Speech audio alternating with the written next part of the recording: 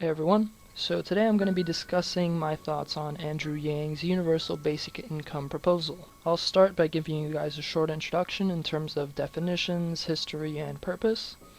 I'll move on to Andrew Yang's specific implementation or manifestation of Universal Basic Income, and then I will critique Yang's version of the UBI, and we'll finish with a short conclusion.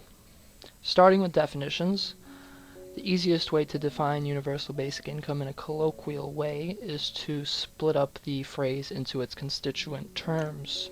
So, universal means that everyone has access, at least in theory.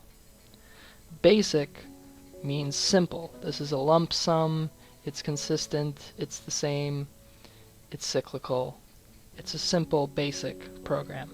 Income, in theory, it's the same as other forms of income that you would declare as income on your tax returns. In terms of the purpose, there are three sort of immediate purposes of this program, but there's one overarching purpose that encompasses those three.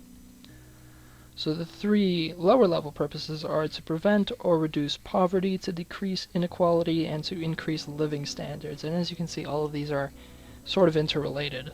But the overarching one is to address mass unemployment caused by automation, which at least in Yang's mind, and in the minds of his supporters, I think, this mass unemployment caused by automation is also the cause of increases in poverty in the United States, or the relative poverty that exists, the increases in inequality, and the relatively low living standards for some people in America.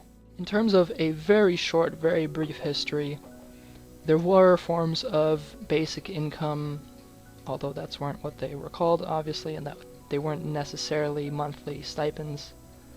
There were versions of this program in antiquity, in Greece, and in Rome. The most common starting point people use is the American Revolution because they often associate Thomas Paine with the idea of a universal basic income.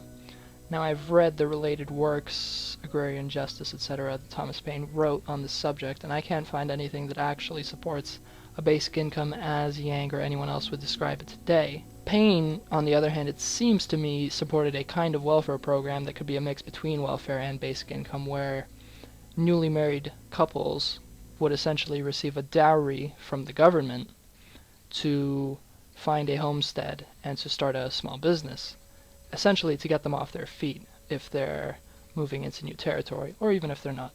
Moving on to Yang's actual version, implementation, manifestation of this program, it has been pegged at $1,000 per month guaranteed. It applies to every citizen over the age of 18 that isn't incarcerated. Yang's program will, at least as it's been proposed so far, give people a choice. You will either be able to take your past benefits in the forms of various welfare programs and Social Security, or you can opt out of all of those programs and take the $1,000 no strings attached every month instead. The upfront cost of this version of a basic income would be around $3.5 trillion if every single person in the United States opted for the $1,000 per month. The way Andrew Yang addresses this issue of cost is partially through reducing the number of people it's available to. Every citizen over 18 not incarcerated, that reduces your numbers a little bit. And then in terms of giving people this choice between past benefits, the money that was being spent on those past benefits could be diverted into the new basic income program, so that instead of having to find a full $1,000 for every new applicant to this program, you may only need to find $150 or $200 because whatever they were getting before in other social programs would be transferred over to this UBI program. So I think that is the strongest economic argument or structural précis of Yang's vision of universal basic income. So now I'll move on to a short critique of this version of the program. That honestly applies to every version of universal basic income, and that I've seen other people make in other videos in different ways. The first one is that it's simply too expensive and impractical in the present day. So even if you grant everything Yang says, and you reduce the associated costs proportionally, you still end up needing to spend around $2 trillion a year.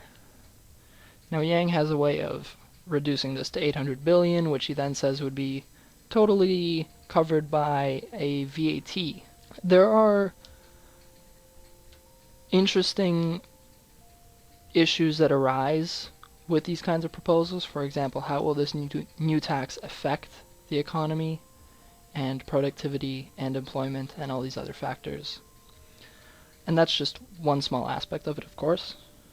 But generally speaking, this is a very expensive program, and given the current United States context of relatively high deficits and a very high national debt, adding this kind of expense onto an already burdensome political and economic system could be the straw that broke the camel's back, or simply more of a harm than a help to the American economy and to the American people. Another critique I've seen made often is that this could actually accelerate unemployment, and given that the main overarching purpose of this program is that it addresses mass unemployment caused by automation, if you're increasing this process of unemployment caused by automation directly and indirectly, it may not be the best program. Now, the idea behind that is you give people $1,000 a month, some of those people aren't going to want to continue working.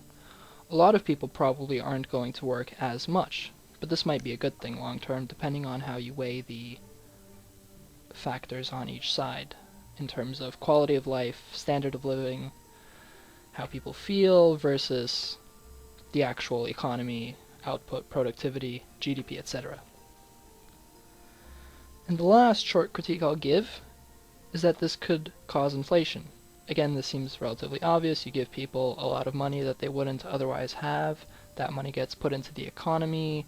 Companies collect that money. This will lead to increases in price. The main rebuttal to this is that the prices are increasing anyway, inflation is happening anyway.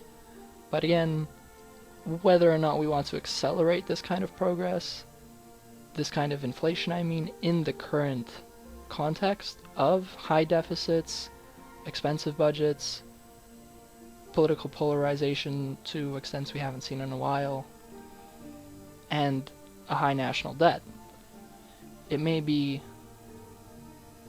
cause something of a snowball effect. Or, again, as I said, it may simply hurt a bit more than it helps, in which case it wouldn't be worth it. There are a number of alternatives to this program, and as an aside, I'll just go into one of them quickly. Negative income tax, which was praised by Milton Friedman, who said it would be favorable to a universal basic income because it doesn't harm the incentive for people to work as much, and it wouldn't be as expensive, and it would be easier to implement. You wouldn't need a VAT, and you wouldn't need to give people a choice between past and present social spending if you implemented a negative income tax program instead of. So to sum all of this up, I think there's two questions people generally want answered in a video like this. The first one is it impossible?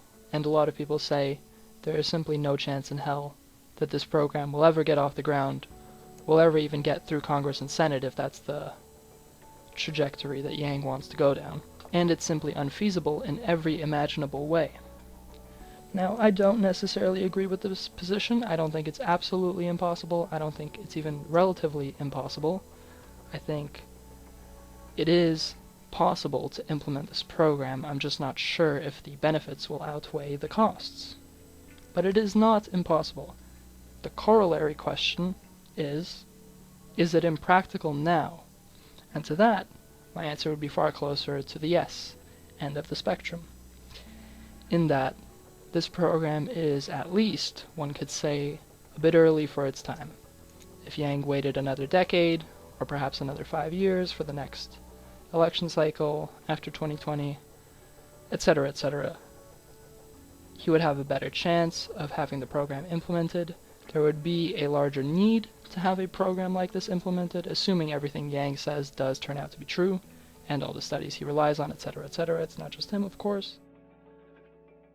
But generally, my précis is that it isn't very practical now, given the political tension, the economic uncertainty, high levels of debt, high deficits, etc. And so, if I could give Yang one piece of advice, or propose one quasi-solution to the problems I've hopefully illustrated to you in this video, it would very simply be to impose or introduce this universal basic income or negative income tax program in a gradual manner, which is to say that when Yang signs the executive order or somehow gets this through Congress and Senate, or does whatever he needs to do to implement his policies, to not give out the whole $1,000 per month right away. Now there's 2 or 3 related reasons for this. One is purely in Yang's interest, because in terms of re-election, come another 4 years, people may want more money. So if you start at 400 instead of 1,000, you have more leeway to increase things as they go. A more universal benefit to this proposal is that you get to be more cautious and you get to test the waters and you don't spend as much money right away. And so if this program turns out to be unfeasible or impractical or more expensive than it's worth, you can test it out and get rid of it without wasting as much money. So what I would say overall is to introduce this in the following manner. First 4 years under Yang's governance, $400 per month. As part of his re-election campaign, he proposes to increase it to $700 per month. If he wins, it goes up to $700, and then on his way out of office, he finally implements the full $1,000.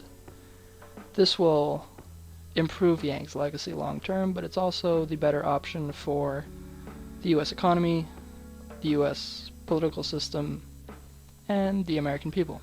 Those are my thoughts on this issue. I hope you enjoyed the video. I hope you learned something from it. If you did, please like, share, and subscribe. And if you have any comments, critiques, or praise, or anything like that, comment. I do my best to get back to all of them. And until next time, have a great day.